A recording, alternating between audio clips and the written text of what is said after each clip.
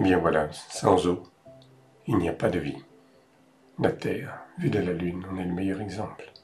Il y a 3,5 milliards d'années sur la Terre, seule planète du système solaire à avoir de l'eau sous ses trois états principaux, solide, la glace, liquide, l'eau, et gazeux, la vapeur.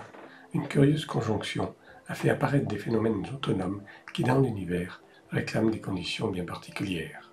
Alors regardez, c'est magique. Elle tombe, elle s'évapore, elle bout, elle coule, elle gèle, elle est partout autour de nous. On se lave avec, on s'y baigne, on arrose les plantes. Elle est aussi en nous, on la boit, on prépare les aliments, on cuisine avec. Elle coule à flot chez nous et dans nos jardins. Une curieuse conjonction a fait apparaître des phénomènes autonomes, ce qui dans l'univers réclame des conditions bien particulières. Les stromatolites sont des constructions bactériennes en couches, souvent calcaires, qui se développent en milieu aquatique peu profond, les zones les plus tourmentées.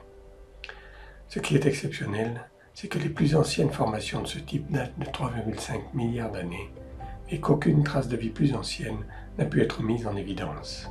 En l'état actuel des connaissances, on peut donc en déduire qu'elle est apparue sur Terre à ce moment-là.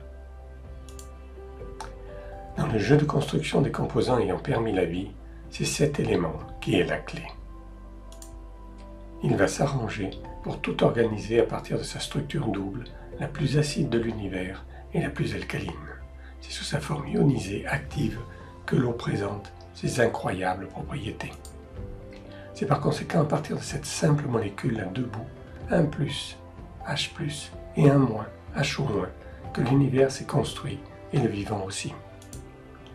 L'eau est partout à l'intérieur de vos cellules, mais aussi à l'extérieur. Le liquide interstitiel, le sang, la lymphe, ce qu'on appelait autrefois les humeurs.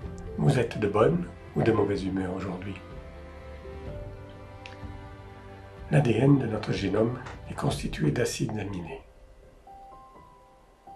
Des acides bases, en quelque sorte, des états structurés complexes de l'eau.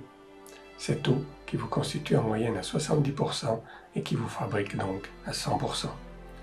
Un acide aminé est constitué d'un plus acide et d'un moins basique à chaque extrémité.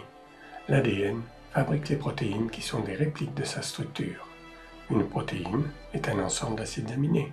Elle a un plus et un moins à chaque bout. Ce qu'on appelle l'équilibre acido-basique est ce qui permet de maintenir la construction en place. Un plus acide H+, et un moins basique HO-. Il suffit juste d'être un petit peu plus acide, c'est-à-dire de se pencher en avant pour initier le mouvement. Il suffit d'être un petit peu plus alcalin, basique, pour s'asseoir et ne plus bouger.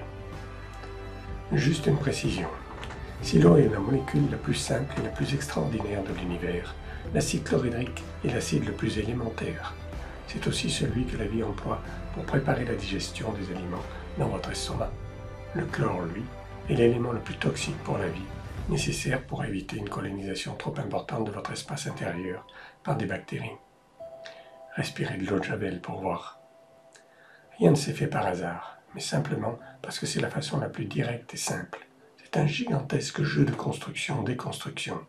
La vie est mouvement organisé autour de l'eau, dont l'ion H+ acide déstructure tout, et l'ion HO- basique ou alcalin stabilise tout au travers de toutes les molécules qui nous constituent, que ce soit nos cellules, nos tissus ou nos fluides.